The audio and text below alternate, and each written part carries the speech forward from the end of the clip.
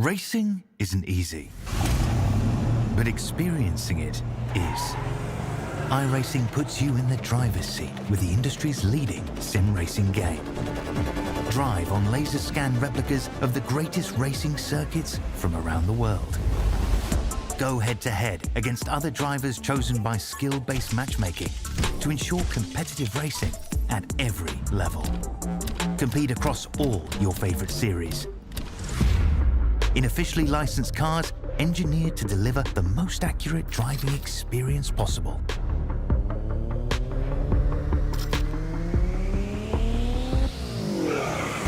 Join a race or host your own with players from across the globe. Race against the computer or in a league with friends. Feel the thrill behind the wheel. Visit iRacing.com.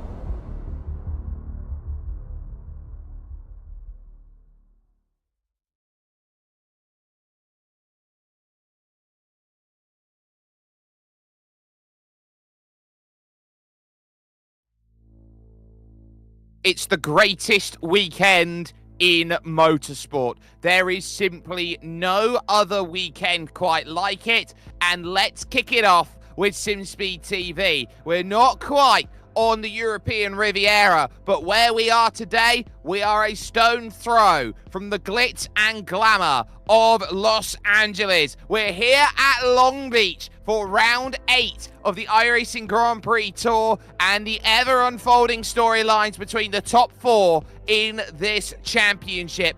Simply put, you couldn't put them on a tighter, twistier circuit. 83 laps worth of action is going to be worth its weight in gold. My name's Jake Sperry. Alongside me for the ride today is Jay Kennedy as we bring ourselves in for what is some sensational action today at Long Beach, California. And Jay, this is always the tough one. It was one where you had to look back 1 year ago to find there was only one driver on the leading lap as we take our Google Earth look down to what is the toughest circuit in iRacing. Yeah, good morning, Sperry. Hello, everyone. This was a tough race last year, and we expect no different this year. As you said, only one driver finishing on the lead lap. It was basically finish the race and you scored big points. So I think a lot of drivers would have taken a lot away from that last year, understanding that maybe not being the fastest car is a key to a good result here. Just making sure you're safe is as good as anything. Safety is paramount, and they will make their runs today around this circuit here. Such an important bit of history around here. Ran many Formula events in the middle, now known for its IndyCar efforts. As we've gone through, watch out for passes into turn number 1 and turn number 9. Those are the key places to get it done. The fountain, so easy to get wrong through 2 and 3 along Aquarium Way. And then, of course, that very tight turn 11 hairpin is going to be one that everybody is looking to try and get momentum out through. So this is going to be important in terms of who can find what. This might also be the sort of race today, Jay, where strategy might be a little bit different. They do have to use those 2 minimum tyre compounds, but I think today's game is going to be how quickly do you want to get off the mediums rather than how long can you last on them. Yeah, we've seen from the earlier races during the week and testing and things like that, some drivers are able to get 65 plus laps on the soft tyre. So most drivers will start on the medium and go to the soft as early as possible. That strategy that we've seen from drivers of starting on the soft and then switching to medium or that later on, I don't think that'll work in this race today. I think it's more making sure you've got that better tyre right at the end. Yep, and having that better tyre, that ability to put great lap times down and maximise the results going to be key. Now, this is the iRacing Championship as it stands after round 7. We weren't able to bring you coverage over at Imola, but it was Jordan Gronkowski who picked up then his margin a little bit more. He's now 90 points clear of Eduardo Radice with Jacob Reed in 3rd position. Darren Parker finds himself 4th with Volta Lux 5th, and then it's Anthony Catt and Edward Apari 6th and 7th. Connor Pooler then leads Kent Nielsen and Paul O'Regan. That will make the top 10 in the iRacing Championship But the SimSpeed standings, it's a lead of 20 for Jordan Gronkowski. Jacob Reed took the victory last time out ahead of Eduardo Radice, with Darren Parker down in 4th position. 5th now is Volta Lux with Jorge Martinez in 6th, Connor Pula 7th, Timothy Vaughan in 8th, which leaves Adam Gleason 9th, and a 5th place finish last time out for Florian Kammeyer jumps him into 10th position in the SimSpeed Championship standing. So there are definitely places where improvements can be made for certain drivers, but last time we were here, Marcel Fassbender by a lap, because with a couple laps to go, Jarl Tyre threw it in the wall. Yeah, and that surprised us because that was turning into a really interesting battle, but as we said just before, attrition's the key to this race. It's not tyres, it's not front wings, it's not making sure you can do good overtakes, it's just making sure you can finish the race. If you do that, guaranteed a great result in this one. Easier said than done, over 83 grueling laps. Yeah, this is a pressure cooker, and lap times here are hovering around 61 seconds overall. Everybody has set their lap times here today, which will mean that qualifying order is very much set. So now it's about who's got what, and it's Jacob Reed, sub 61 seconds, 1 minute, .988. Eduardo Radice had pole for the longest time, but he will be alongside on that front row in the Senna colours. You've then got Jin Se-yuk, who's put it up in 3rd position, the South Korean, with Anthony Cat finding a strong qualifying. He goes from 4th position. You then have the championship leader, Jordan Gronkowski. He'll start 5th, along with Michel Rudeau going in 6th position. Florian Kammeyer, who snuck into the top 10 of the championship last time out, he now starts 7th, with Edward Apari-Ari in 8th. It's then Brandon Powell in 9th position, and Ollie McGowan, who will go from 10th. Jason Green has made all of the races last season, and he's made all of them so far, but pointless currently in the SimSpeed Championship. He'll get to start from 11th. Paul O'Regan, who has been very good at finding the top 10, is in 12th. You then got Ray Griffioen and Kent Nielsen 13th and 14th, with George Van Rensburg, the last driver to set a representative time. He'll be joined by Nick Burke in 16th position, who is ahead on iRacing of Mark Van Dalen, who will be the last driver here. It's split to 3 here today, which means that a field of 17 only is what we've got. A couple drivers less, and we could have had a field of 24 around this Long Beach circuit, which would have been pandemonium personified if they all got themselves sorted. It is a long run towards the opening corner out there, which of course we had a very big look at the moment. The Acura turn is going to be the one to certainly keep an eye out on in terms of who can find moves where. Drivers choosing different strategies out there. Some want the softs early, others want the mediums. Top 2 have decided for the mediums. Second row on the softs might get a fantastic launch here into this one. Waiting on Rudeau, waiting on Powell, and waiting on O'Regan. They will have upwards of 20 seconds to get gridded, or they will have to start from pit lane. But it looks like that there will be drivers starting then from the pits as they look to get themselves ready, and we are underway. Green flag and they're off. Jin Se-yuk didn't look like he got the best of starts there. Anthony Cass got a pretty good launch. Jacob Reed's not going to be challenged here, you feel, in towards turn 1 as they scramble. Looks everywhere. Gronk's into the back of Anthony Cat, and Cat is out of the race after less than a corner. Wow, that's huge for this race. Anthony Cat, who's been so good on strategy, he might have been able to pull something special out in this one. Will not be able to, because he is done. His car is too heavily damaged. He's already back in the pits. That is race over. What a tragic end.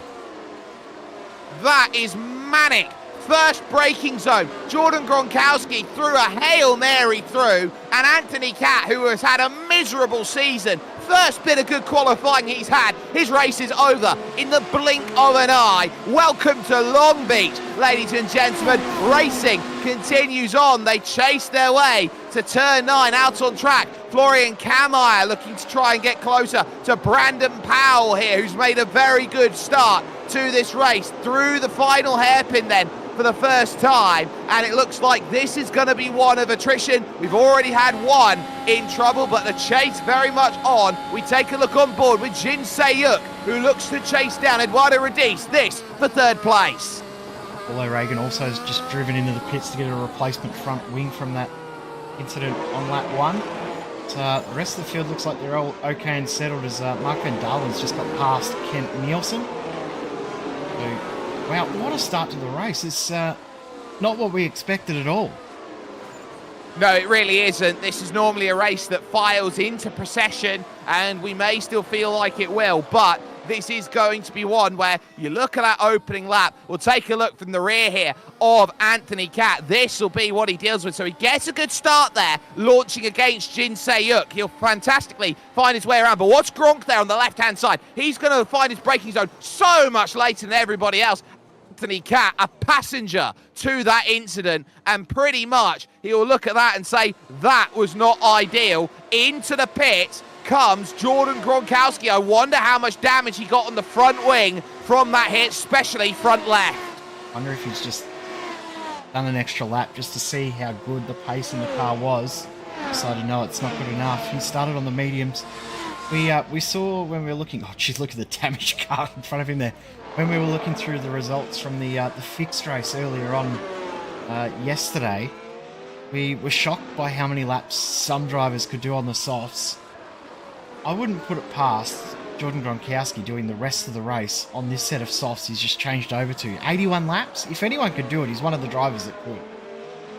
He definitely could, and I think track position's going to be important for him, because these early laps he can just bang in fastest lap after fastest lap, put everybody else on notice here in the early stages. There is Eduardo Radice now in second position already, 2.7 seconds behind Jacob Reed, who leads this race and has the fastest lap bonus point in his back pocket as well. If things were to remain like this at the end of the race here, Jay, it's Jacob Reed who will take the championship lead, as here goes Jin Se-yuk down to the inside, and has he overcooked it into turn 1? No, he is pixel perfect through that section of track and moves up into second, but it would be Reed who would lead the championship by 6 if it were to stay as it is. Yeah, so there's still a lot to play for, and very, very important for Gronkowski to get back into those points, get himself back up into some sort of position to redeem this race, but it's going to be a tough ask for him to get back into it. He's going to have to hope that there is that attrition we were talking about before, because things play out as we probably expect. He might still be in with a chance. Even a top 5. That's how bizarre this race can be. It certainly can, and the top 5 is definitely not out of the question, especially when you consider Jordan Gronkowski, when he's had his back against the wall, he has had no result worse than 4th position this season, and that was back at the opener. In the last 12 races combined between Jacob Reed and Jordan Gronkowski, those two have 11 podiums. The one driver who doesn't is Jacob Reed. Another fastest lap, but here comes the receipt from Eduardo Radice, trying to go to the outside. Can't quite find it, but Radice showing that pace on the mediums is going to put Jin Se-yuk on notice. We'll realise that it will be Radice who'll have to come in first, and I think that's going to be a huge boon for him. Oh, did Radice just hit the wall there as he tried to straighten it up at the exit of turn 5? He's just he's dropped all pace after that as well, so I think we might have hit the wall. We need to get another look. It's strange, isn't it? I think he's done everything but hit the wall there. I think it was preservation, as fastest lap goes the way of Jordan Gronkowski, 103.4. Then as he finds himself with a turn of cadence, using the 20 seconds worth of fresh air to Ray Griffey-Owen that he can at this moment. So that's going to be big for him, but Eduardo Radice there very nearly clipping the wall. There have been some great starts through this race, as Michel Rudeau's made great places, so too Edward Apariari, but look at that, right out of the way. You couldn't get much closer there with the rear left tyre. Yeah, made sure that he left his mark almost. Any closer, he would have probably ripped that rear left-hand wheel off. But yeah, this start from a few drivers in this group actually very, very good. Edward Apariari are up 3. But George van Rensburg up 6 positions. He's now up into 9th. Remember, his qualifying time was 13 seconds off the pace. He didn't do a representative lap time, but he did qualify the car. But his start has been very, very good, and he's just gaining positions. Well, he's 13 seconds right now off the race lead, so he's certainly doing a wonderful job as Jordan Gronkowski continues to light up the timesheets with fastest lap after fastest lap as he looks to try and give chase. He might even switch to a very aggressive two-stop strategy here today. Such is the nature of how he's got to make this race work. Into the hairpin, and you can see these drivers struggling. This is what you need all the rotation lock for. It's a circuit like this. There aren't many tighter hairpins in motorsport. I can't think of any. A certain hairpin named after a hotel might be one of them. Another one might be the Spitzkehrer. I don't know if is the hotel hairpin tighter than that one. I reckon they're about the same. The only other one that I think maybe similar is the hairpin at Bang Sen street circuit in Thailand, which is very, very tight. Also has a local yellow section through that segment because you cannot get 2 cars wide in that bit. Yeah, no, that's definitely very true. So you get the sense that it is one of the most notoriously tight hairpins out there, and you are seeing drivers now trying to pick a line. That's Ollie McGowan trying to work out whether his soft tyres can find a way past Brandon Powell, and this is the gamble that drivers who have gone on to the soft tyres to start. No one's in! Trouble, 1, 2, 3, 4, all making contact there at turn 9. A chain reaction around the likes of Brandon Powell, who's out. Wow. Wearing camo, mechanical black flag. Edward Apariaria, mechanical black flag. And obviously Brandon Powell, no surprise, mechanical black flag for that huge damage that he had in his car. And Florian Camo just moving to the side because he's got heavy, heavy damage to his car. It was Edward Apariari that set off the chain reaction. And that's what happens when you drop the car through turn 9. This is as street circuit as it gets. There is no margin for error, and it catches a number of bystanders here in this one. Just lose it over the bigger anti-cut curve. 1, 2, and upside down. There goes Brandon Powell. He was so fortunate for catch fencing. Oh, wow, that was huge, wasn't it? Almost ended up into the support series paddock over the fence there, and that's left us with 14 drivers in the race now. We started with 17. We're only less than 10 laps in. We're less than an eighth of the way through the race. We've already lost 1/6 of the field. Yeah, just like that, and in comes Florian Kammeyer. He won't be able to repeat his heroics that he was able to do at Imola 1 week ago. He will have to dive down into the pits, and he will feel like there was nothing that he could do, nothing that his engineer Hendrik Kammeyer could help him out with, his brother, nothing that Christoph Klinkmann could help him out with there. So for Florian, his race, he will now be reliant on clearing the damages that he's got, but this Mercedes W13 Performance, one of the toughest cars to clear mechanical black flags on. Yeah, it's almost the end of your race if you just get one of those mechanical black flags. He's going to try and sit it out and see if he can get repaired. Edward Apariaria, there's no point in him trying to get his car fixed, as well as Brandon Powell. Well, he's missing half of the car. And Anthony Catt, he's already retired. He's joining us in the YouTube chat now. Unfortunate end to his race, lasting, 600 metres? If that.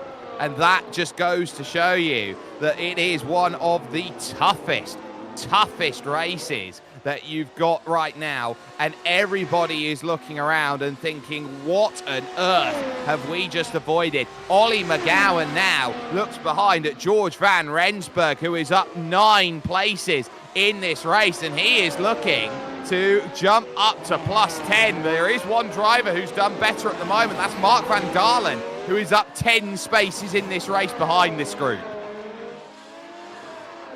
Yourself getting double figures gained by not setting a qualifying time and avoiding trouble. It's one of those bizarre races, isn't it? Just stay out of trouble. Florian Camo is like, nope, my race is done. Too much damage for my car. Now, McGowan should be able to break away from Van Rensburg, but I think the experience factor might be a little bit more difficult for McGowan here. Van Rensburg obviously races in this series quite regularly. We've seen him almost every round this season. May have seen him every round this season. He's doing very, very well. Apply pressure, considering he doesn't have the outright pace and also has the slower quotation marks of the two compounds that we'll see in use today.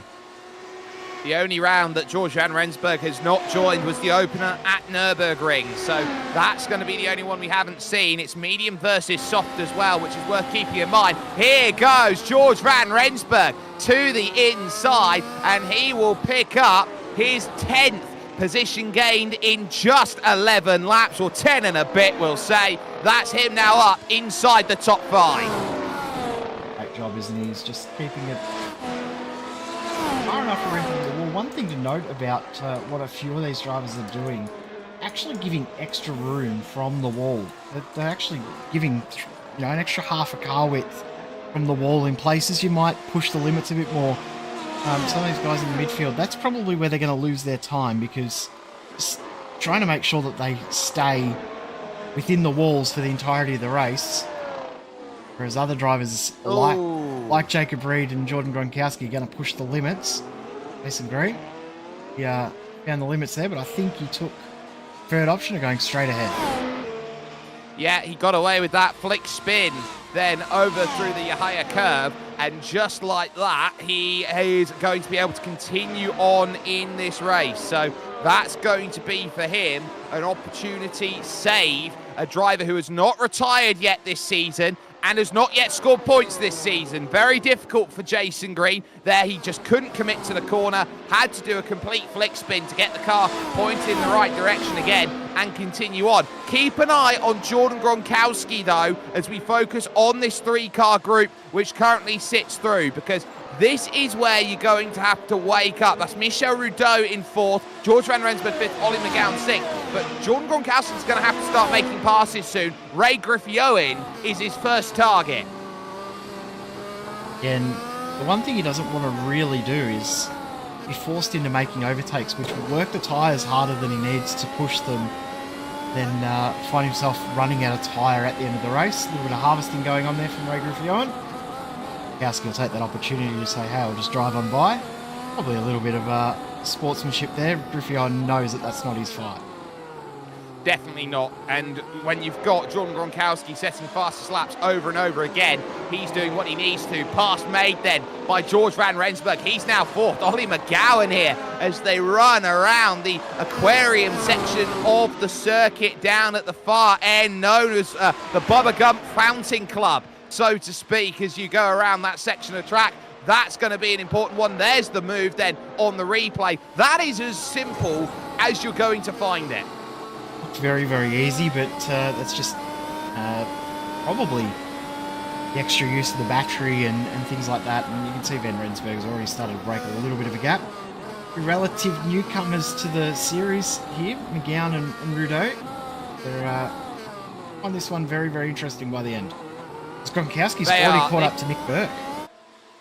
Nick Burke wasn't a million miles away, so for Jordan Gronkowski, he's straight through, and he will now leapfrog his way up into 9th position with that pass. And I don't pity him for who he's got to pass next. He's got the toughest character in all of the Grand Prix Tour to try and get by. Ken Nielsen is a handful on the wide circuits, let alone Long Beach.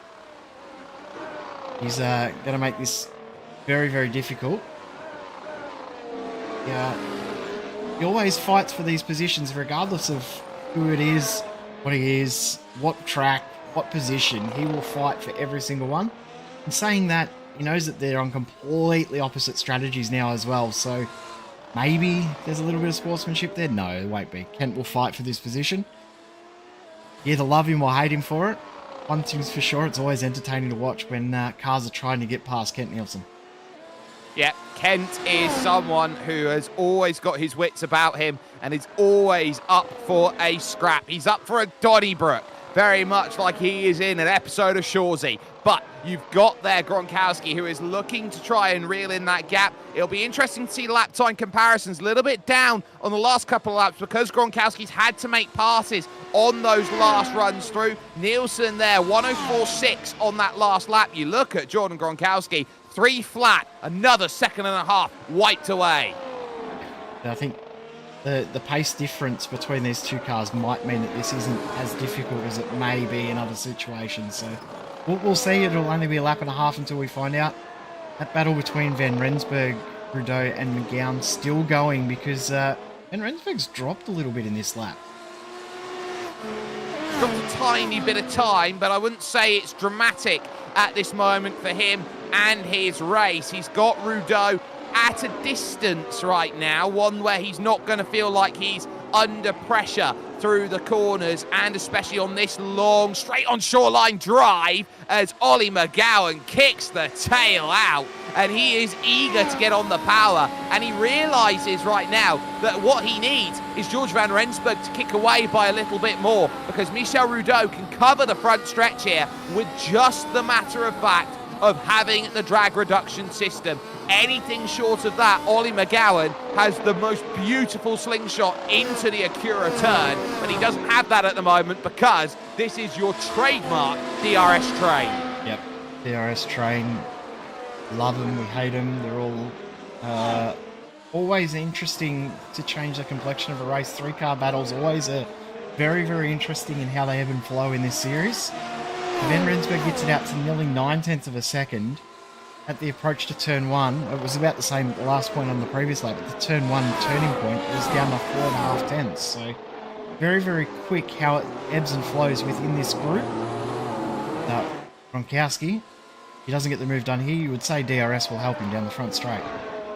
I certainly think it will. He'll certainly be using his tyres. Look at the way he closes through turn 10 and into 11 as they rejoin the West Shoreline Drive and onto the front stretch. Now 1 light, 2 light, 4 light on the dash indicates now he's got the full use of the drag reduction system, up to 300 kilometers an hour on this run to the Acura turn, and that was as simple as you want. The biggest anti-climax there as Jordan Gronkowski just had Kent's number. Yep, there was never going to be a fight. But who talked it up? Was that me or was it you? Whoever it did was... It was me. silly. No, I'll take that one. No, I think it was both of us, to be honest. We thought it was going to be a lot more interesting, but as I did say, they are on different strategies, so the fight wasn't necessarily needed at that point. There were 10, 15 laps to go. It would have been completely different to 18 laps into the race. Lap 18, we go on to start then. Here of 83, we're expecting pit stops basically any time from now for the medium compound runners. We saw pit stops as early as this from the likes of Paul O'Regan to get it to the end of the race. I would suggest, though, that most drivers want to try and find lap 25 to lap 30 as their ideal place to come in to definitely not worry about the tyres. Track temperature, 35 degrees here today as Gronkowski puts a 2.4 on the board to say how good is he. But I tell you what is going to be surprising here for these drivers. It's windy. We are right on the coast here in Long Beach, California. It is blustery from the west. Yeah, the other thing I've noticed too is that the cloud cover rolls in and then rolls away very, very quickly. So partly cloudy conditions are well and truly correct, because you watch the cloud cover, it comes in, track gets dark, track cools off. You could see it on the graphic there with the history of the track temperature throughout this race. You can see how much it dipped when we had that big segment of cloud cover, and now it's all gone and the track's gone back up in temperature again. So keep an eye on that. Also keep an eye on this. Have a look at how quickly this gap's closed down.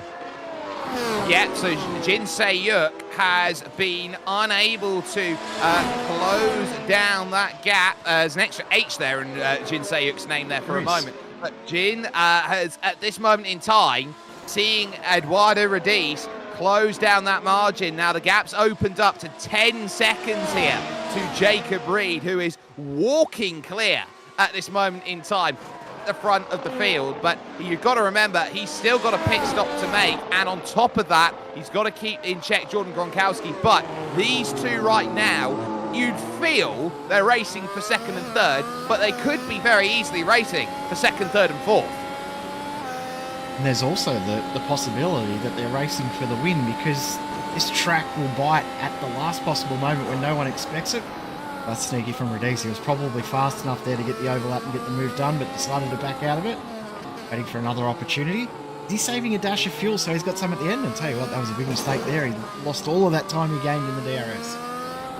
Well, this is one of the few circuits where you don't need as much fuel around. There was some drivers talking earlier just before the race. I believe it was Anthony Catt and also Ray Griffioen saying that you only need about 78 kilograms of fuel around here to get around the lap. Such is the amount of time that you're spending not at full throttle, and the fact that you can't get up to top speed. That's going to be something there. Speed limit of 25 miles an hour.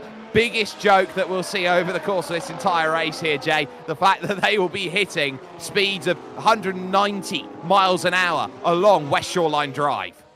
Such a polar opposite, isn't it? It's such a strange circuit in that aspect, but it's amazing in the same breath. It's such a fun track to drive. How good will it be when we finally get rain in this car as well? Rain enabled in this car. Oh, no! And they're both in the barriers. Just like that, Jin Sayuk's mistake. Eduardo Radice just about avoids it, but has he lost his front wing? There, in all of that drama, Sayuk is out, and there is no front wing for Eduardo Radice. And all of a sudden, it's George Van Rensburg who'll be looking at a podium now. It's just come from nowhere. Absolutely from nowhere. I don't think there was any contact other than Radice running into the back of Sayuk when he'd already spun. So this is just outbraking himself and then putting too much brake on.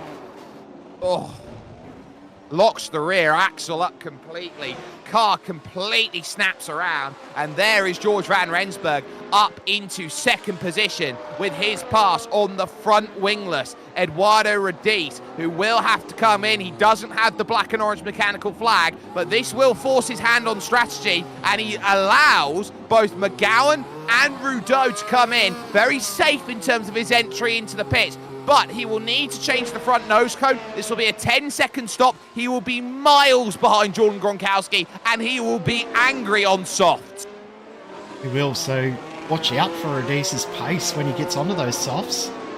You can see how good Gronkowski's been on these tyres. My only concern for Gronkowski is he pushing these tyres too hard? Will he be able to make them last? I don't think he's going to make them last. I think he's realised I'm going to have to come back in again, so I might as well burn these tyres up. Well, he's through on Mark van Dalen without any arguments at all. That was a comfortable pass. Radice will be outside the top 10, which is quite difficult to do, seeing as we're down to 12 runners here in this race. And so he will be back out and away as the last runner of them all, P12, and one lap down on this driver, Jacob Reed, the championship intent driver, the reigning champion, trying to get through. That's Jason Green in 10th. He's looking to put a lap down. And get this as well for Eduardo Radice. He has finished the last 4 rounds of the championship on the podium. Not today at this rate. Ooh. There was a little scrape on the wall there for Jacob Reed. That's a little bit close for comfort. Yeah, but yeah, that's heartbreaking. And you feel for Sayuk Jin as well, because he's doing a great job. His pace had dropped off, but he was still doing a good job. I think he was probably getting a little bit too defensive there, and it's caused him to make the mistake. Jason Green getting off those medium tyres, he'll jump onto the softs to get to the 60 limit. The one saving grace for Radice is that it was about the point that he may have been able to pit anyway. So I guess that's the one positive he can take away from it. Probably the only thing you can look at as a positive. At least it happened on the lap that it did. If it was a lot earlier, he might have found himself in Gronkowski, I don't know what I'm going to do from here strategy, but at least he knows he's now on these tyres till the end. Well, the Scotsman Jordan Gronkowski can only do one thing, and that is drive fast. There is Michel Rudeau in 3rd, Ollie McGowan 4th. Jordan Gronkowski is now in 5th, and he has actually been gaining time on Jacob Reed over this stint with his constant fast laps. He was about 40 seconds adrift. He's got that gap down to 35 while battling everybody. Out the way goes Jason Green as lap traffic, which will be one of the biggest talking points later on if we've got cars running still at the end of this one. But Gronk is on a mission, and Ollie McGowan is next on his list. It's closing in quick too. He's 2.5 seconds a lap faster than McGowan on that previous lap. Last lap by Gronkowski, a 2:02.3. Jacob Reed did a 2:02.7. Michael Rudeau in 3rd did a 2:05.3. That's 3 full seconds a lap faster. Now that sounds like a lot around a normal track, but when the track is only 63 seconds, 62 seconds long, that's an amazing gain. That'd be the equivalent of 5 seconds at Spa. Tells you all you need to know. This is a very, very technical circuit, and Gronkowski is dancing from circuit to circuit, from corner to corner, from straight to straight. He's already on the back of Ollie McGowan now, and he's really trying to mastermind his run through turns 4 and 5 here around the aquarium section, and back now on Shoreline Drive. Looking to Pine Avenue here through turn 6 and 7. Small kink here does count as 7 as you then shuffle all the way over to the right-hand side of the circuit to open up. Everyone wants to avoid as many of the bumps as they can, and then here there is a headwind heading towards turn 9, which is why this isn't necessarily being as much of an overtaking opportunity as it has been on other laps and other races. If anything, it's probably forcing drivers just to tuck in and then make sure they get the run out of this hairpin. And see there that Gronkowski didn't quite get the run that he had previously when we saw him pass Kent Nielsen. He had a much better exit, but have a look at the brick wall that McGowan's just hit. He's got no pace at all in comparison to Gronkowski 3/4 of the way down the straight. He is only 265 on that straight, which doesn't look indicative of him really trying to defend that one. I do want to see how quick he was going. Yeah, he was up at 282 the lap before, so that was very much a lift from Ollie McGowan. He didn't want to fight with Jordan Gronkowski, championship leader, who is really trying to rush forward, and it can very much still, despite his lap 1 dramas, get second place in this race. Yeah, Gronkowski's back in with it, isn't he? He's back in with a chance of a podium. Have a look at the gears here. This is interesting. Rather than lift, just puts it in 6th, and then bounces it off the limiter in 6th. Gronkowski to get on by. We saw when he flicked into 7th. There he goes. That's an interesting way of making the lift and coast. I wouldn't say he was coasting that much. He was right on yes. top, but Gronkowski with another fastest lap will now make his way past Michel Rudeau on the brakes, forces him over a bit. 102.1. Jordan Gronkowski is unleashed here in Long Beach. Yeah, he's absolutely flying. Hearing from a few of the guys that drive the car, a lot more than us, Sperry, which is never, because we're not very good. And he ran out of battery. That would have been why he's had that speed there, and is what the pass was done from. Look at this pace advantage for Gronkowski over Jacob Reed. This is just soft versus medium tyre. It is, and that's just the difference maker there. Of course, a little bit quicker on that lap going through, but 0.7 of a second on that last lap. Jacob Reed is starting to get reeled in, but Jordan Gronkowski's got one target in front of that first, and that is the South African George van Rensburg in the number 11 machine. Another one. Wow, 101.8 this time. That is simply fantastic from Jordan Gronkowski. But this is worth talking about harvesting around this track. It is a difficult circuit to harvest at. Yes, you've got a lot of braking zones around here, Jay, but you're never really up to speed. So the sense of where you're trying to harvest right now, you just dump the battery along the straights, and you can easily forget that you're on light braking zones and you can't necessarily charge at the same rate that you normally would. I'm doing some sums in my head here, Sperry, talking about something else. But the last 10 laps, the advantage that Gronkowski's had in pace has negated the time he lost from changing that front wing on lap 3. So if Gronkowski can make it to the end, he may be effective race leader. He might be, but he will have to hold off Jacob Reed. But yes, this is one of the few circuits out there where you do have that ability to do so. The one great passing place within today's conditions is the Acura Curve, the opening corner out here on this Long Beach circuit. But Jacob Reed's in a race for the race win. And last time he was here, he was second, and he was second by an entire lap. I doubt it's going to be the same story here again today. I think that was Reed getting a front wing change then too, wasn't it? Yeah, he had a drama where he had to get a front wing change. Gowan's losing pace here now to Mark Van Dalen, who's starting to close in Last lap by they did match lap times, but Gowan just having a bit of trouble maintaining his pace and a bit of a understeer moment there and then flicked into oversteer. So he's not 100% comfortable with the car at the moment. No, I don't think he's been 100% comfortable the entire way. He's been dancing with the car that has been very loose in the rears, and he's got to be quite alert to that because we're only on lap 30 here of 83 for Jacob Reed. So there is that sense that someone like Ollie McGowan has got to wake up, but these two drivers on soft compounds. Now, the question's going to be the other way.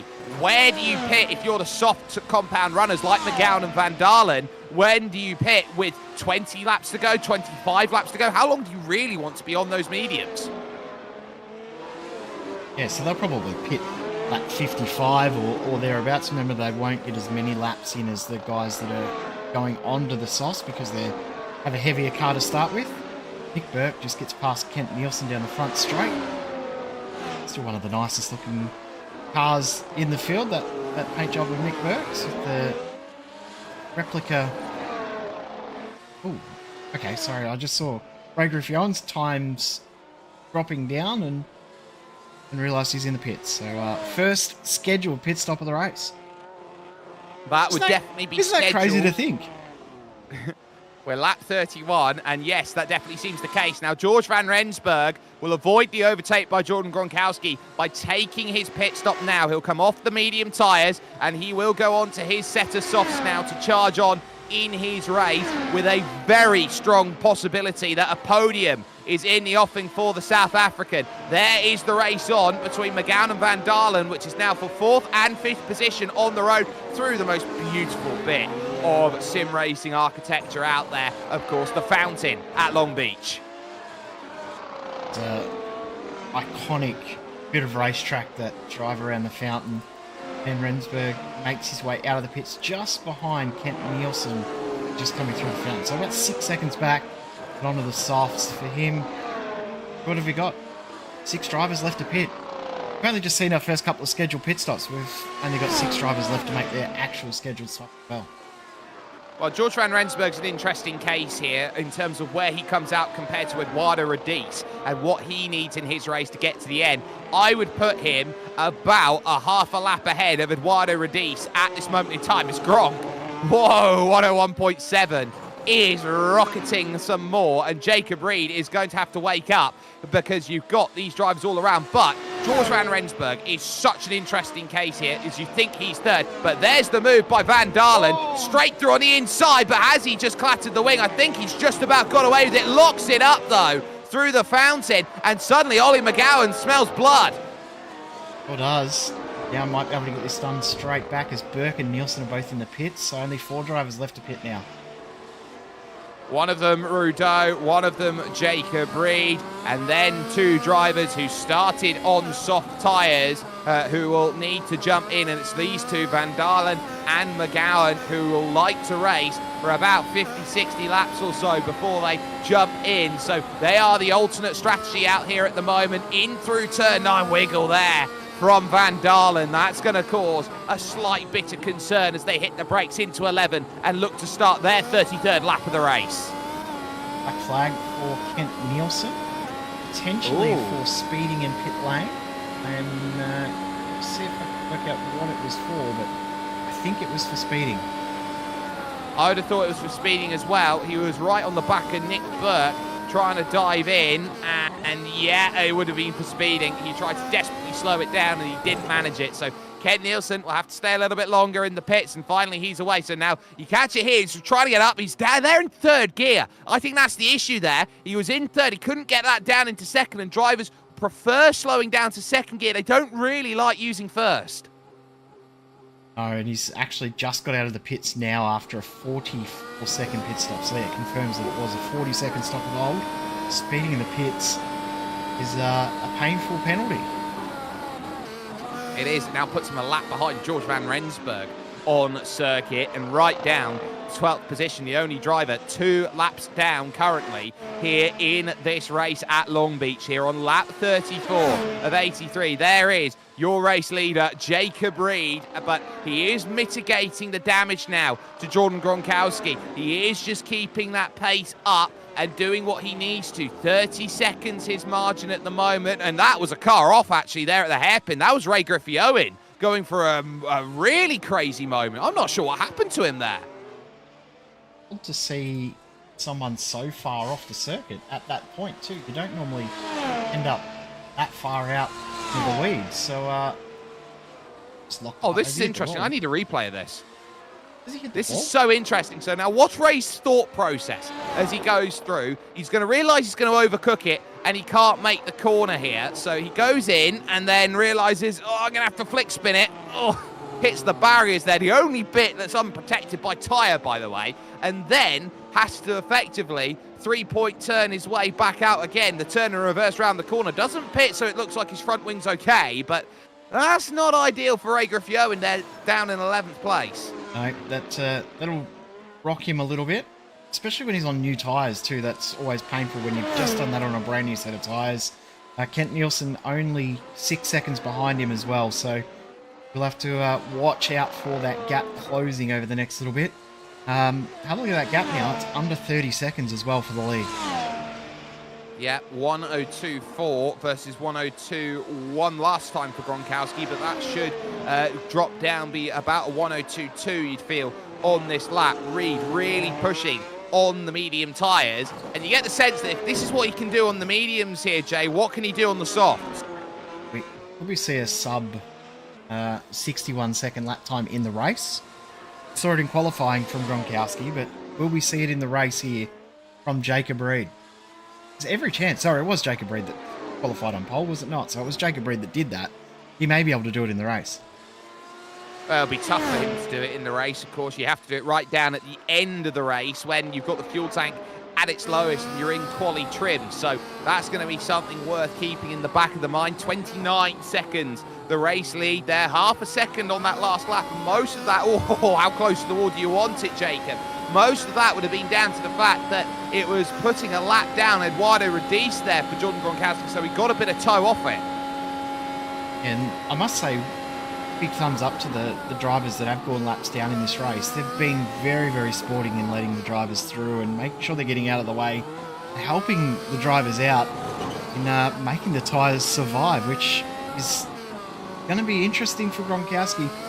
I'm still 50-50 on him making it to the end, but the further we get into this stint, the more likely it is, because if he knew that he wasn't going to make it on tyres, he would pit any time from now over the next 5-10 laps. But the longer he stays on these tyres, the more likely he is to make it all the way to the end.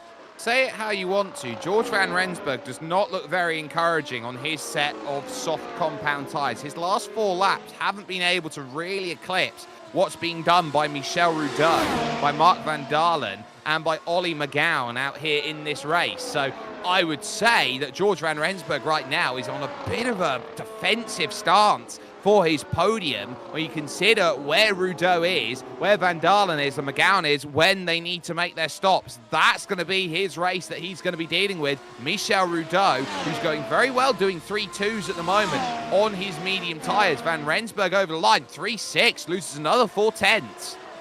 My thinking around that, potentially, I'm sure I'm going to get told in the YouTube chat if this is right or wrong, but has Van Rensburg started the tyre pressures too low? He can't get any heat into the tyres or enough heat into the tyres to make them work properly. With the track being a little bit cooler than I think you and I both would have expected it to be. I think that might be his issue.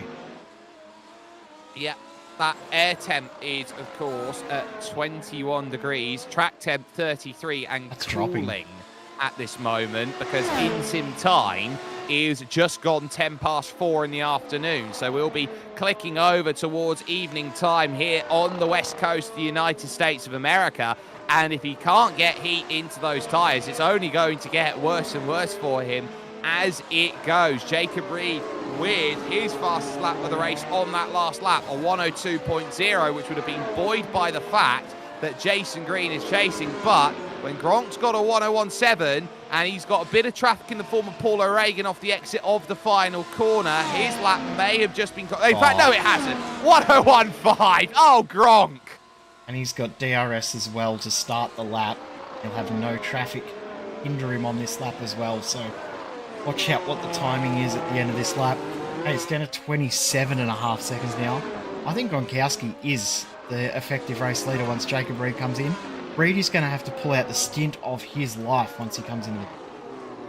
Well, he'll have the tyre advantage. The question is just going to be where he makes that decision work, and it is aggressive into the pit from the pro stripe, Jacob Reed, as he now makes his stop and looks to try and really ratchet up the pressure. This is where Gronk's going to have to wake up here and say, how much of a gap do I have leading the race outright? It's a long trundle at 65 kilometers an hour. Into the latest box goes Jacob Reed. He'll only be there 4 seconds and trying to get back up to speed again as he looks to try and get through. But it looks like a long stop for Jacob Reed as he goes through. And there goes Jordan Gronkowski, and he will fly by with a 101.4. Jacob Reed is miles back in terms of his race, and he will wake up and realise that he's left himself a lot to do.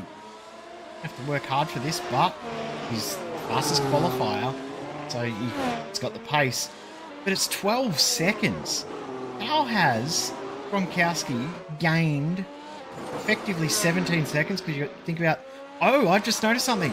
Jacob Reed has taken a replacement front wing in that pit stop. So there's 5 seconds extra back in Gronkowski's favour. But Gronkowski has gained 14 seconds on track, all on track, because remember, he was behind when he came into the pits. Oh, that's interesting. Ollie McGowan early into the pits off of his soft tyres, going on to mediums from here to the end. He'll take 43 laps on a set of medium tyres as he gets off and going again in 6th place. Okay, that's an interesting strategy call. He's going to come out with Kent Nielsen and Gronkowski as well, so he's just got a lap down. So Gronkowski has a 15-second advantage. He's just done a 1:01.9, but we'll have to see what the first flying lap is from Jacob Reed. I think this lap will be a magical number. We will see what he's capable of doing here as he will now give chase on the Scotsman, Will the Worcesterman, out there. Oh, massive wiggle going through on the exit of the fountain and hits the wall. They're scraping, the sparks go through. He's really pushing right now, and look at how much time he's bleeding. Yeah, he's trying for the win it or bin it strategy here, and it's more likely to be the bin it the way that he's driving here. It's going to be interesting to see what he can do. He needs to really compose himself. I think he just needs to take a big deep breath, chill for a lap, get the rhythm back, and then go and push. He can't push too hard too early and end up putting it in the wall. Yeah, that's going to be the one thing he doesn't want. He needs to find that rhythm. That front wing change would have spooked him out a little bit. In fact, that he's got a lot of time to go through. And this was going to be around after what happened at turn 1 with Jordan Gronkowski. He would look at that and think this was my race. But at the moment, it's anything but. It was his race to lose, and it's now turned into Gronkowski's race to lose somehow. He is pushing the limits right now, is Jacob Reed. He is going to have to work so hard to make this gap up. If one thing that he has as a potential saving grace is that Gronkowski may run out of tyre with a lap or two to go. We'll see. It's still well and truly open, this race. It depends which tyre back steps out once more, again, from Jacob Reed. It also does depend on which tyre, because if you're...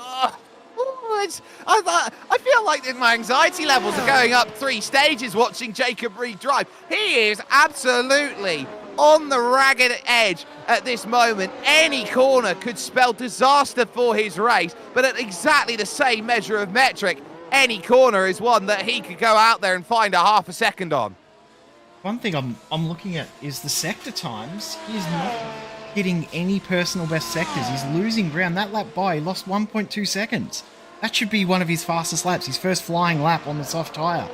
So he's not getting the performance advantage that Gronkowski had. Remember, Gronkowski's first flying lap on the soft tyre set the new fastest lap from Jacob Reed. So remember, they alternated fastest laps for quite a while.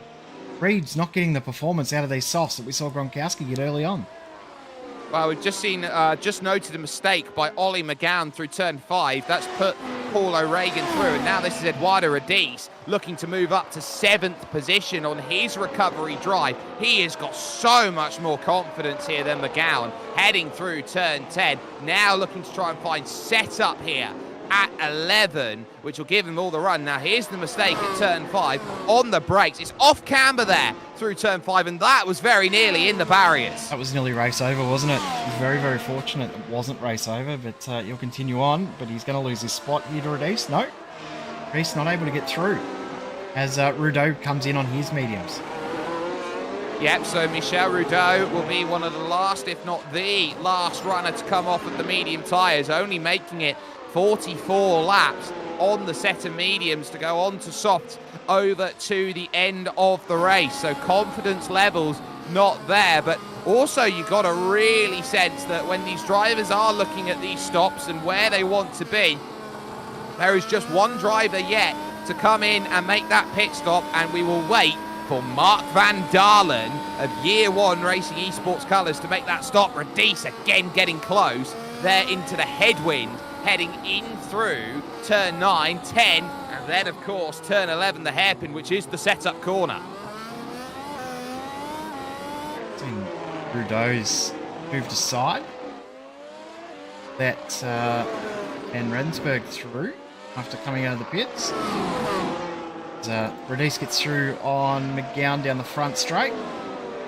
Gronkowski's just got past Rudeau as well, so there is now 4 drivers left on the lead lap.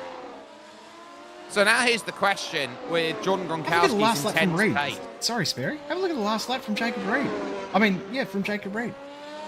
104.2. What is going on? It is like Superman's taken off his cloak and Clark Kent's taken over the car. Oh, that's why, because he's had a massive spin through this next corner coming up a lap ago and very nearly binned it. Hey, that will explain a lot. I think a replay would explain a lot as well. Jacob Reed, oh my word. This is where you're going to see it, Jay. Look, he's almost losing it already through 7. He's hit the wall with that rear tyre. That's straightened him back up again. So he might have a little bit of damage to the car as well. That would be scary if he does, because now he'll be driving with a car that's not entirely straight. 102.6, though, would indicate he's got that back together. But the point I was going to make at that moment in time here, Jay, is this question. If Jordan Gronkowski gets enough of a gap here, say 30 seconds plus, does he pit for a new set of softs and commit to a 2-stop strategy, effectively eliminating his tyre wear concerns? I would say yes. But in saying that, the whole field is having trouble getting these softs to fire up.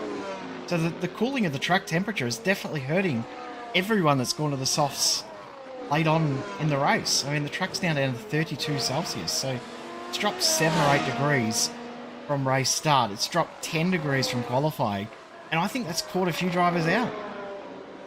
I think the only driver it hasn't here is Jordan Gronkowski, who's got the car on rails here in terms of this race. And Jacob Reed locking up the front through the final corner, trying to get something out of it. George Van Rensburg now a lap down means that this feels like old school era Formula style racing now. You've got just the 3 drivers on the leading lap at this stage. And George Van Rensburg, crucially, with his pit stop. Remember how he was losing time to Michel Rudeau? He was crucially just able to get out ahead, and the difference he's got with the confidence on the tyres, it's 7/10 of a second a lap he's got to Rudeau. No confidence for many drivers on the softs. The only driver that looks confident on the softs is Gronkowski, and that's because they've been on the car for so long. So I think that the strategy that we were predicting... Oh, Rudeau's gone around. Oh, what a save. There, you can see the smoke through turn 10. You rarely see a car go off at turn 10, but just like that, all of that room, he's just been able to save it. One corner that you can probably save the car because there is that runoff. Oh. Beautiful save. Another 3 or 4 metres and he's put that into the wall and it's race over. It's a very good save. I tell you what, he might be falling into the clutches here of Paul O'Regan at this moment, who could be on for a top 5, and this would be a top 5 for Paul O'Regan. that would leapfrog him up into the top 10 of the SimSpeed standings, with Eduardo Radice giving chase. He wants into 6th and he wants into 5th. He wants as many points as he can get right now. I don't want to alarm you either, but Jason Green is on for his first SimSpeed points result of the season as well. Well, that's huge. I've commentator's cursed him now, haven't I? Oh, no. I apologise don't say that. I apologise in advance, Jason, if something happens. Please finish the race and make sure that I don't commentator's curse on my one return of the commentary works. Well, it happens sometimes, but Jason Green's okay at the moment. There is Eduardo Radice trying to take a big, powerful, wide line to attack Paul O'Regan along West Shoreline Drive so that he can open up his attack and opportunity here. Really rushing towards that Acura curve, the opener out there, heading for O'Reilly's, which is turn 2, this wonderful fountain section 2, and then the long turn 3, and out of the fountain section you go, into turn 4, and then the off-camber turn 5. You are very much on a tightrope here along the west side of the circuit, heading eastward, and that behind them will be Jacob Reed, who will want to try and get through this traffic. But of course, these two, O'Regan and Radice, have every right to battle. Good news for Jacob Reed, he's just done a personal best first sector. So has he, as he just scrapes the wall in the background, has he just finally got the heat into the tyres that he's looking for? Van Rensburg finally does his personal best fastest lap of a 1:02.5. Radice there had to get out of the wheel. He had to open the wheel up to make sure he didn't run into the back of the car of Paul O'Regan. And what's this lap time from Jacob Reed? 2.6. So fastest first sector. Obviously that scrape on the wall. Radice, is he in hot? Great job pulling that up just. Oh, he's in, he's through. And now Paul O'Regan, I think, is going to try and find a way to pull over to one side. That's going to be very difficult for Jacob Reed, who gets a massive kick of oversteer off the curbs at 4, through on 5, and now he's thinking, well, where do I get through? Well, the only space that you can here, heading towards Pine Avenue on the East Shoreline Drive. So now for Jacob Reed, he's thinking about, how do I dance through? Eduardo Radice is now going to have to try and demonstrate he's got some pace here, because he's on the hunt for Michel Rudeau in 5th, so that's going to be what his target's next, but he'll probably want Jacob Reed through so he can follow. But how close do you want to get to the barriers, Jacob? Just overdriving the car at this point, isn't he? Uncharacteristically overdriving the car. He's been so good throughout the last 2 seasons in this car that this is just not the normal Jacob Reed we see. The qualifying was, the first stint was, but ever since the pit stop, it's just uncharacteristic from him. Well, as he gets through on Eduardo Radice, would you argue, though, in this situation, Jay, this is the sort of circuit that doesn't often get practiced, the street circuits. It is the toughest skill for sim racers to get. More and more street circuits are cropping up in the world of motor racing, and it's a skill that here in iRacing, it is brutally unforgivable, because everyone wants street circuits, but nobody feels like they've got the confidence to finish races around them. Everyone wants them, but nobody wants to race them. That's the difference, isn't it? They're amazing to watch races at, but you've got to be out there and having a go. A lot of drivers decide, no, I'm just going to be one of those ones on the sideline as well. Some through choice, some through ability. We're probably a combination of the two. A little bit of A, a little bit of B. Yeah, probably more the skill factor as much as anything else. And the fact that we don't have wheels plugged in probably helps as well. My controller's broken, Jay. Oh, no. See, it's always all going wrong here at Long Beach. You can't even get out there and drive with the controller. My controller's set up as a drone, so that's all my controller's used for now. Just you wait. I'm using mouse controls. Oh, no. Anyone sees Sperry on the track, spin him out, because he won't be able to regather it. Oh, my. Still, though, 32 laps to go, and soon to be 31 as John Gronkowski's gone through. That gap now, 28 seconds.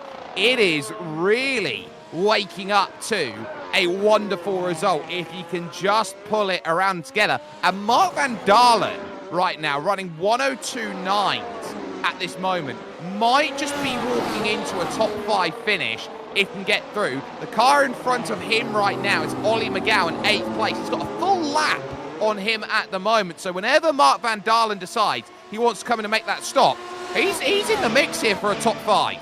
Well, he's actually probably in the mix for a podium, because remember the gap that Gronkowski and Reed were apart before Reed's pit stop was what, around 27 seconds?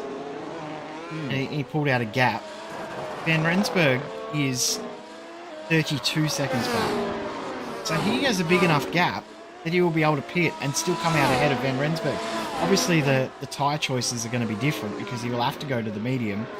But even still, he is a legitimate chance of pitting, coming out ahead. He'd probably have 7 seconds ahead, and then still finishing the race in P number 3. There is a legitimate chance that Mark van Dalen is on for a great result. And I've just seen Van Rensburg's last lap time. He's done a 1:07. Something's happened on that last lap. Oh, where's that gone wrong then? He's hit the wall. He has hit the wall through turn 9. That's where the time's gone, and he's done it exactly the same way. Edward Apari did that on lap 7 of the race. You can see he goes through, over-commits, over-rotation, and from here, passenger, rear, front, and somehow able to keep the car going without the black and orange mechanical flag. I'm surprised there isn't a mechanical black flag for that, because that is heavy hitting the wall. Yeah, he's lucky to still be driving that car. So, yeah, this is a big one. He's tiptoeing through that section. We'll take another look. This is just how scary it gets. Rear takes away. Bang! And he's so lucky. He is so lucky that left rear suspension has not caved in with the contact there at turn 9, which is sometimes known as the Firestone corner. Mark van Dalen now almost on a silver platter, this 3rd position, this final spot on the podium, as he just about makes the corner, slides it out, and chooses to feign going into the pits. I was ready to switch to my pit lane camera there to watch him come in, but decided to keep going. And Van Rensburg's pace is completely gone out of that car. So there's obviously a little bit of damage. He doesn't have the mechanical black flag, as we said, but he is still fighting some damage. Last lap by was a 1.5 seconds slower, despite the fact that he had full lap without any issues. I'm wondering if that actually was from him getting too close to the inside wall at turn 9, that little curbs that are there. I don't know how to describe them. They're strange little curbs, but they may have bit him. Yeah, it looks like that. That's a bit more representative, 103.6. So he's found some confidence to go out and go again. Meanwhile, 101.8 here from Jordan Gronkowski, and he is motoring. Jacob Reed can only find the low 103s, a 102.9 this time, so that'll be another second in the back pocket. Jordan Gronkowski is having one of these drives after he pitted in on the 2nd lap of this race, where he does not see the walls. He has almost transcended in what is a Senna-like performance at a street circuit. I feel like it was only 15 minutes ago we were saying he's going to be very lucky if he can get back to a top 5, and now he's all but won the race. He just has to finish it from here, basically, to win the race, and he can come in and get those tyres again. Obviously, if anyone comes in now, they're going to overinflate the tyres to make sure that they've got a little bit of grip. But obviously not too much, but they're going to inflate them a little bit more than we may normally see, just to make sure that he can bring it home with pace. Saying that, he may not have to worry about it at all. He's got great pace. I tell you what is interesting is Mark van Dalen is actually catching Jacob Reed on these 56-lap-old softs. Oh, he doesn't want to get off of his off his old pair of boots there. That was half a second on that last lap. So 102.8 from him. Jacob Reed, 102.8, marginally quicker. But you got to remember here, Jacob Reed is actually matched by Eduardo Radice at this moment, who is clawing him back through and will have license to unlap if he wants it here, as he chases down Michel Rudeau for that top 5 who's doing 102s of his own. Now, Jacob Reed here, he's getting really close to the barriers. You have to when you drive like this. It's here at 4 where it goes wrong. again into the barriers. He's just taking chunks. He's not going to have a car left by the end of this one. There is not going to be a straight bit of carbon fiber on that car. There is not going to be a straight bit of metal. He is going to be so banged up, and he will not want to race at this circuit ever again after this round, I would think. He is not enjoying himself out there right now. His tyres aren't performing the way he would have liked. His car isn't performing the way it would have liked. And his opponent not performing the way he would have liked either. No, absolutely not. Jordan Gronkowski is leading, and in finally comes Mark van Dalen from third position. This is his race now in terms of can he find a way onto the podium. George van Rensburg is only just heading his way through the Yahya corner here, turn 9. So now this might be a case of it's comfy here in comparison. Rolling now along the straight goes Mark van Dalen on his hard tyres, and he will wait for the opportunity to put the boot down. He will continue to do so. But there is Jordan Gronkowski, a race leader, miles away. Van Rensburg has just gone through the final corner, and Mark van Dalen has just left the pit lane. So that's a perfect stop. What a long stint that was by Mark van Dalen. Started dead last in this race, and he's on for a podium. Yeah. And deserves one if he does get it too, because he's driven very, very well. He's made a couple of minor errors, but as we said in the pre-race build-up, more about keeping yourself out of trouble than having the out-and-out pace. If you can keep yourself out of trouble, you're going to get a good result, and he's probably the only driver in the field that so far has kept himself out of trouble. Well, he very nearly just put it in the wall there, as he's only got 2 races this season, one of which is a DNF, and the other one of which, Jay, is a DNF. Oh, no. It's on you if it happens, Sperry. I'm not taking the blame for this one. I'm not taking the blame for that one. Oh, that couldn't get much closer for Mark van Dalen. Out there in the number 14 machine on his mediums, he's desperately trying to get up to temperature. His gap, he realises, is one that he really needs to close down as much as he can, or actually build as much as he can to George van Rensburg. There is Rudeau compared to Radice. That's going to be a rather big gap to look at. 6 seconds and 8/10 on that last lap taken off. Michel Rudeau is hunted at the moment by the Italian Radice. Our friends at Grip, who provide us with our live timing, predicting that will be down to 0 in 7 laps time. So keep an eye on that. Radice closing at a rapid rate. And remember, Eduardo Radice was legitimately fighting for the podium early on in this race when he had that issue, the contact with Sheiyuk. They both had big damage. Radice was able to limp it back to the pits, but he hasn't looked the same since. He's just slowly started to find the rhythm again, but it's taken him, 30-odd laps to find the rhythm once again. It really did shake him, that incident. But the key here, you have to say, Jay, is that he is stuck behind Jacob Reed, and that's probably the best place in the world he can be, because he can use Jacob Reed as a pick through the cars he wants to pass, in terms of they've got to get out the way for the lap traffic, and then that's where someone like Eduardo Radice can go, oh, I'll just follow you through. Like Max Verstappen that one time in the Toro Rosso, about 2016, 2015, where he followed through again and again before he threw it in the wall at Saint Devant. I would say normally, yes, that is the driver that you want to be behind, as Rudeau gets past Van Rensburg and then loses a spot back because he's just about put it in the wall at turn 6. Well, that was a mistake from George van Rensburg there through turn 5. So he went spread sideways across the road, able to save it. But Rudeau, eyes bigger than the belly, couldn't find the angle. So suddenly, wake up, Sleepy Jean. This is going to be a race where in the final 20 laps of this one, this top 5 is by no means secure. And Radice is now right at the back of this group. Look at this 6-car train, but there's only 3 cars for position within the group. That's how spread out this field is within the race. So Rudeau in the middle of the group, Van Rensburg leading, Radice at the back of it. And in amongst it, you've got Jason Green, got Jacob Reed, and there's one other driver in there. Is it Nick Burke in there as well? I'm not sure who the other driver is. I can't quite work it out, but there's 6 cars all in a line, but not many of them are fighting for position.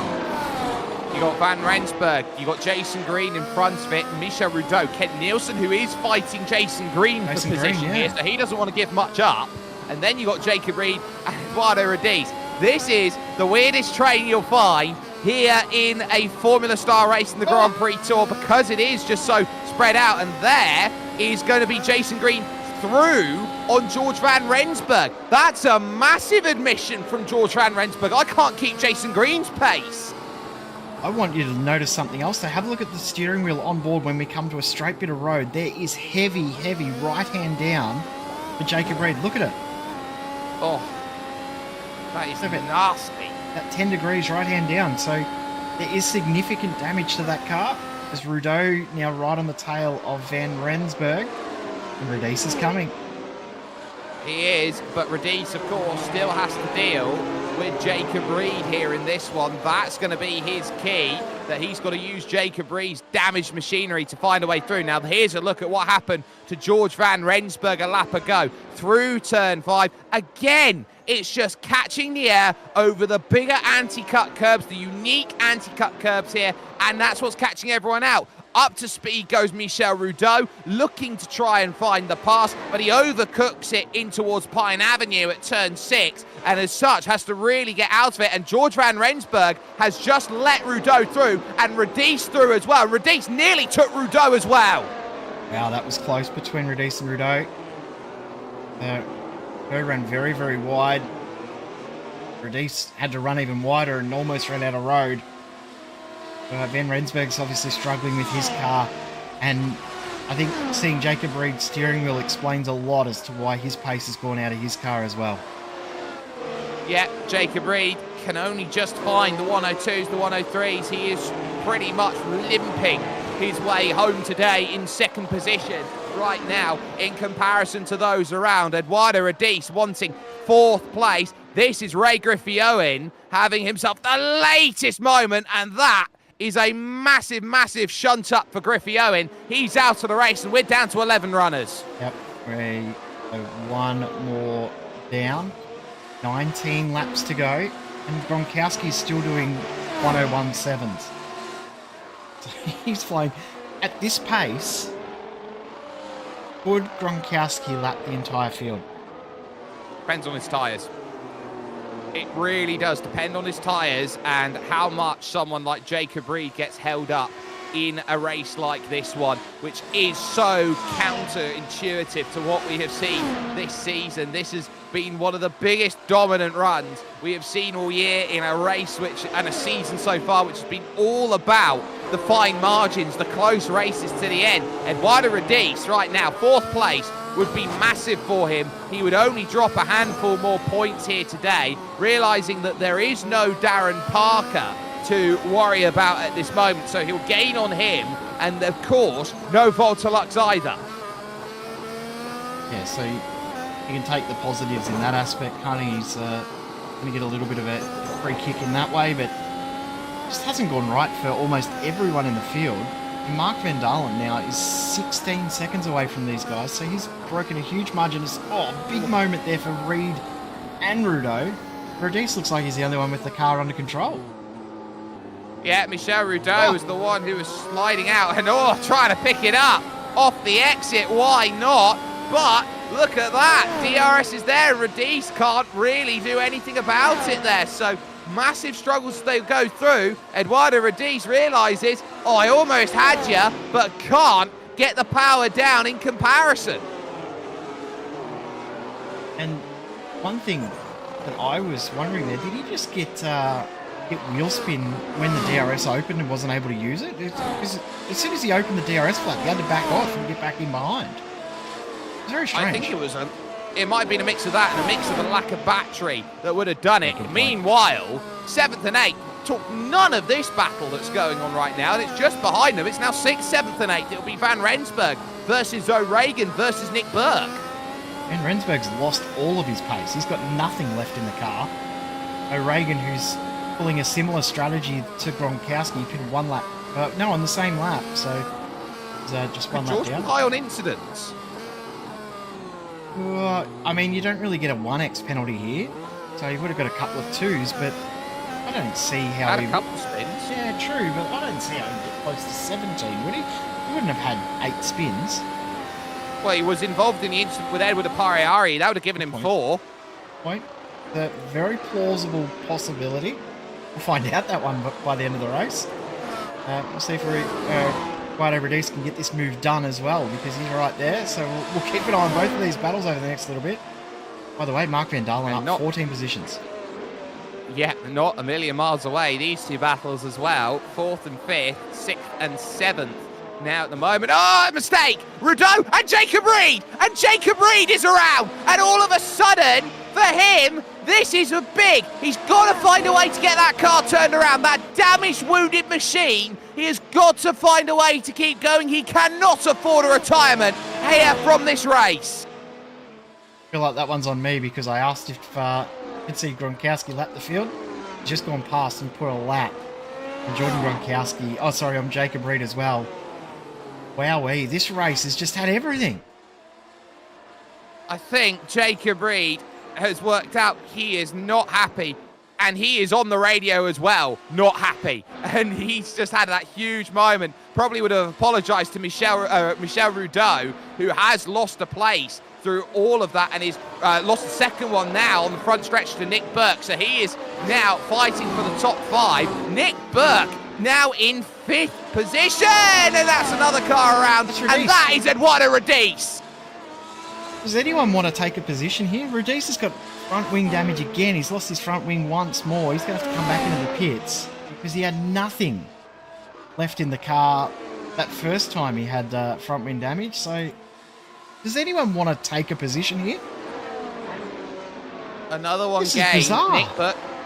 Nick Burke 4th. Michel Rudeau goes back inside the top 5, but it will be more points lost for Eduardo Radice. Right, let's try and dissect everything through the power of the SimSpeed replay. This is Rudeau, who would have gone, oh, where do I go? Did everything to save the car and more. Was wonderful in terms of how he was able to save that one. So he's done everything and more to get out of the way. And Radice, look at that, just the tiniest bit over the curb, and then it snaps as he goes through. And it's that compression damping that's there. And oh, how does Nick Burke not get run into?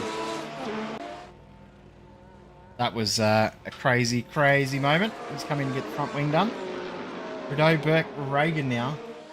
They're fighting for 4th. Although Reagan could get a top 4 here. He very much could, and these would be valuable points. Oh, if he didn't have such an issue as he went through, that could have been so much worse. Nick Burke has now fallen outside of that place. So Nick Burke with the mistakes is now looking at, well, what do I do now? He's just lost the place in that last lap. He might be able to gather it back up and gain it again. Very, very big potential. Just trying to look at lap times for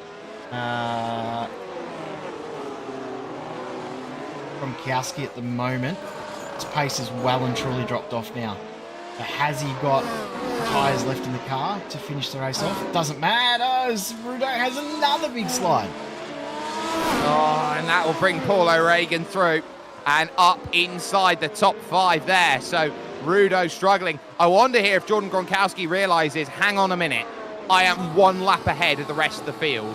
Why don't I just back it off for the last 13, 14 laps, not risk anything?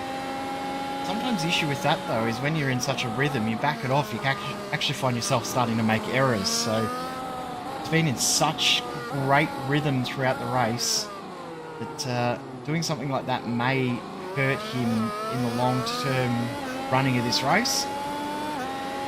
Rudeau very, very early moves to the side to show intent that he's going to let him through. Start lap number 72, I should say. 12 to go. Yeah, 72 for Jordan Gronkowski. For everyone else, lap 70 or 71 at this moment in time. There is Jacob Reed, a full lap down. At this point, running 105s on that last lap. Mark Van Dalen here, with 13 laps to go, is running a second and a half quicker than him at this moment in time, but I think the gap of 31 seconds is a bit too big at this moment to chase down, unless Jacob Reed keeps finding the wall. I was about to say, unless something happens to Jacob Reed, and then right on cue, something happens to Jacob Reed. He's just not comfortable in the car at all. How bad is that wheel now after so many hits? Has it straightened back out for him? Well, that's the question. No, it's worse. No, he's definitely dealing with a lot. That's the picture that really shows it, how much he's got right hand steering the car, wanting to veer over to the left hand side, and very much crabbing, similar to what Sebastian Vettel had to deal with a few years ago in Austria. Now is such of the issue that he's got, and that, of course, behind him is George van Rensburg in 7th, who is similarly wounded in terms of his race, but less wounded because he wants to unlap himself. And less wounded because the steering wheel's straight. So that's a better position to be in that aspect for Van Rensburg, but he's also been struggling. Remember, he was the pioneer to go from the medium to the soft out of this, like, the mid phase of the race, and he's just had nothing, has he? He just hasn't been able to get the car to work how he would like. Other driver that hasn't had the car working since it's gone to the softs is Michael Roudet. He's done nothing good since it's gone to the softs, and he will be sure to admit that as well. It's just the car has not behaved as it was during that early phase on the mediums. Yeah, I think this is going to be a very... Yeah, it's staggering, isn't it? Oh, dear. That's Mark van Dalen in trouble, and I think he's just been able to avoid anything worse than that. That's a spin through turn 6 and 7, and he's very fortunate that he's actually not collected anything. Little moment at the exit of 5 as well, so I'm going to keep it going there. What's that bump? Done a very good job to make sure he didn't hit the wall. Yeah, he did. Drivers getting a rhythm, and when they get in that rhythm, they certainly find all sorts of drama and pace and everything else you can throw in at it. Still not over, though. 4th, 5th, and 6th. And Van Dalen puts it in the wall. Van Dalen's not got that much of a gap now.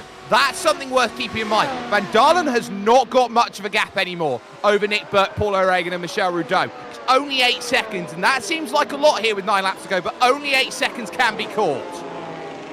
Well, I mean, 8 seconds, that's a second a lap, and we've seen how quickly you can lose 2 seconds in a lap. One little moment, it's 2, 3, 4 seconds. That big moment he just had cost him 12.5 seconds. So, yeah, it's easy to lose time at this track.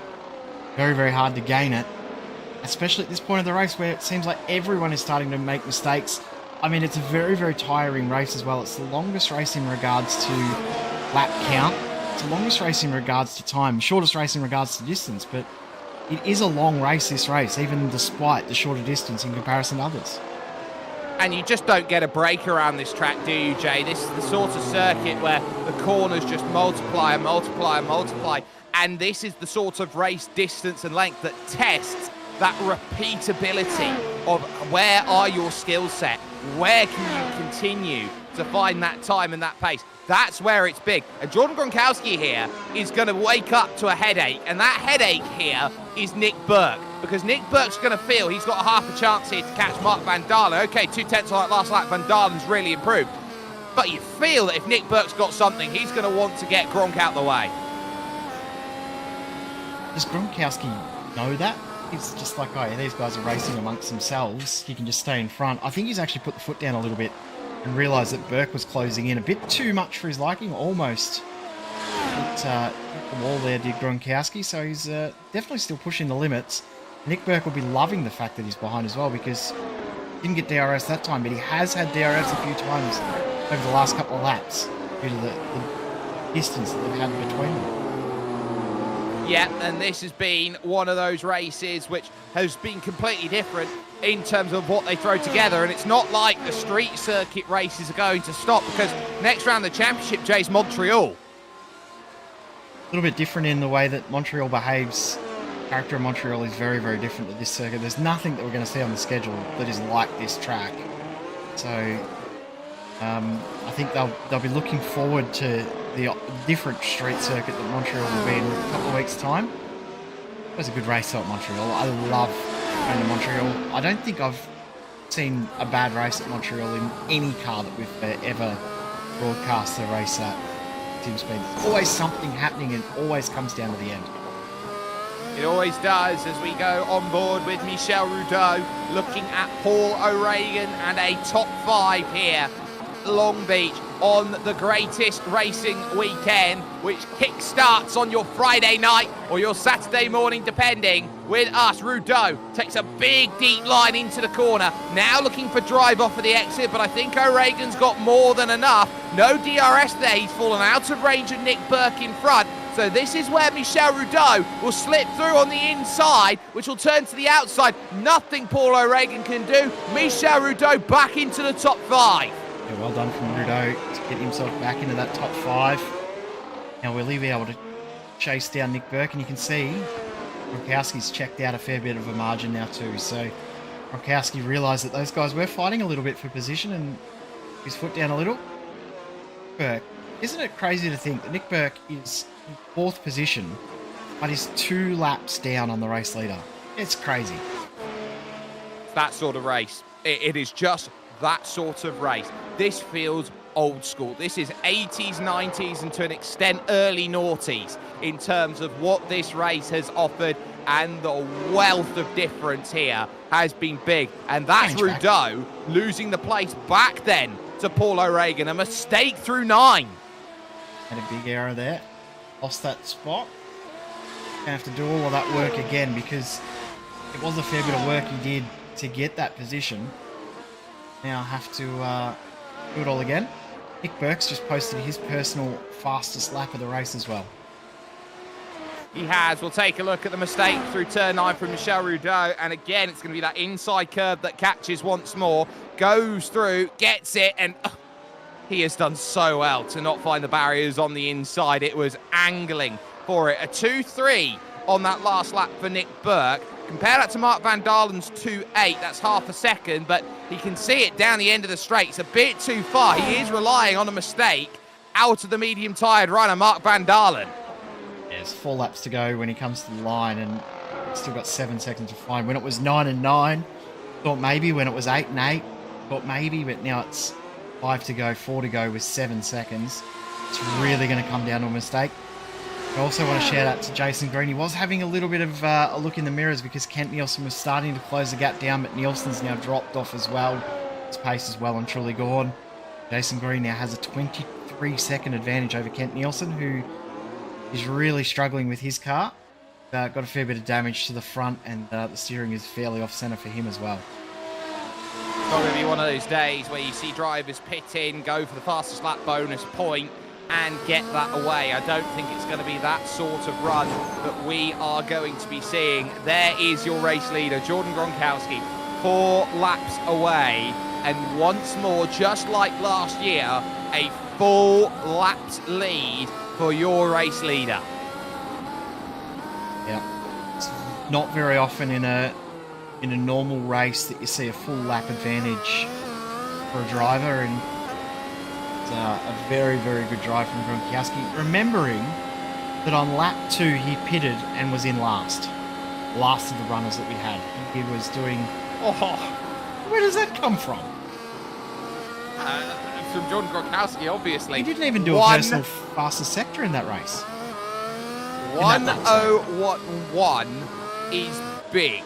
Is absolutely massive, and that's also massive because that's Paul O'Regan losing out again on the straight to Michel Rudeau, who is once more back into position. Need I remind you, the qualifying lap time, which was done by Jordan Gronkowski, was a 1:01.5. He's just put a 1:01.1 down.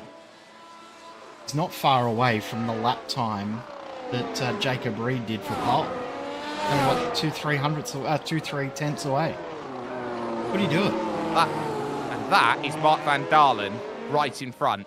And that would be 2 laps down on everyone bar the damaged Jacob Reed here today, which for Jordan Gronkowski is an uber statement in terms of what he is looking at it is the biggest statement that he could possibly make, that on the tightest and most technical circuit of the season, he is going to romp away and put not one lap on everyone but Jacob Reed, but two. All he has to do is finish this lap and he wins the race. Because of the advantage that he's got over Jacob Reed. Jacob Reed would... No, actually, no, that wouldn't work, so I'll take that back. But he's so close to making this. Remember, too, we were umming and ahhing, would he be able to make it on tyres? And he's still punching out fastest laps on 79-lap-old tyres. Simply incredible. There are so many words that can be used to describe the way that Jordan Gronkowski's been driving here today. I'm out of all of them at this moment. He will now make his way on West Shoreline Drive for the final time here at Long Beach, and he puts 2 laps down the third place runner, Mark Van Dalen. Through the fountain, Jordan Gronkowski, you would say, has found a little bit of a slump of form over the last 3 rounds, and you can't really even call it that. A second and 2 thirds have opened the door up to Jacob Reed to try and charge back in the championship. But today, as we take a look at this replay here of another bit of battling passes between Rudeau and O'Regan, as that will be Paul O'Regan now still stuck behind Michel Rudeau. Jordan Gronkowski has made sure that he is back on form, and simply put, he is unstoppable when he is like this. He rounds turn 11, and Jordan Gronkowski has just put an absolute claymore down to everyone else in the iRacing Grand Prix Tour. How do you stop someone a lap and a half faster than everybody else? There's been contact at the hairpin between Rudeau and O'Regan as well. And to answer your question, I have no idea. I have no idea how anyone can stop him with that sort of drive. Absolutely incredible. McGowan and Radice also are battling on this last lap, but Jacob Reed will limp the car home, finish in second. Will Radice be able to get past Ollie McGowan? Remember, Radice has had to make 2 pit stops, both for front wings. Well, if there's any place to throw it, it's here, but he gets a massive bucket of understeer through turn 10 and now needs drive. I think Ollie McGowan's just going to survive here for 8th place as he comes to the line. Please note that Paul O'Regan did not take the position away from Michel Rudeau. He waited for him to go, and Radice very quickly to a stop. Not happy with that. So we'll take another look. Now, this is the key here. Michel Rudeau takes the normal line. I think this is acceptable there from Paul O'Regan, throwing it down the inside. It was just a case there that Michel Rudeau shut the door a little bit too late. He left it open. Yeah, that's what it looked like to me as well. He left it open a bit. I think in the same breath, Rudeau was literally holding onto the car. He had nothing left and was just trying to bring the car home. To answer your question that you asked earlier about Van Rensburg with incidents, he had 2, so that wasn't his issue as well. So it must have been car damage. Would have had to have been, and a lot of drivers had car damage here today and struggled, but confirmation of result.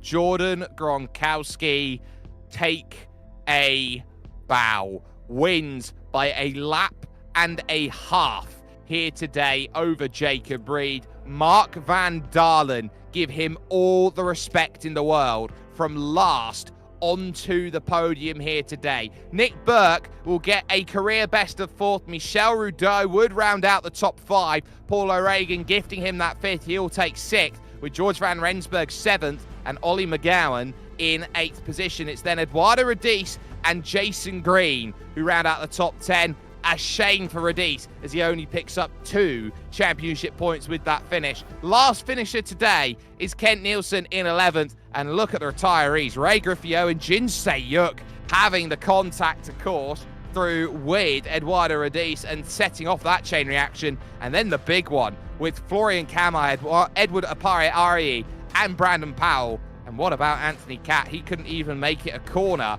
And that's the one controversy at the race. His hit with Jordan Gronkowski, lap 1, turn 1 of the race, which forced Gronkowski onto 81 laps on a set of soft tyres. That goes down as one of the most incredibly diverse races that we've had in a very long time, Jay. And the one thing we'll say is when we're back, it's Montreal, and it becomes a pace fest. Street circuits, the fact that they're both street circuits is the only similarity between these two races. You feel it's going to be an incredible one in 2 weeks' time. That race had everything, but Montreal always has something special. I can't wait for the next round. Well, I can't wait either, and the place that you need to find everything is here with us at SimSpeed TV. If you haven't had the chance to already, now is the time and now is the place to subscribe if you haven't had the chance to. The iRacing Grand Prix Tour might simply put be one of the great spectacles that you find in the world of racing. The one thing that has to be said above anything else, though, is that Jordan Gronkowski has shown a class here today that everyone else has been unable to touch. A lap and a half to the good. He's already on the plane up towards Montreal. Everyone else is still stuck here in California. We will see you June 7th. That's our next race with you, and it will be at the circuit Gilles Villeneuve.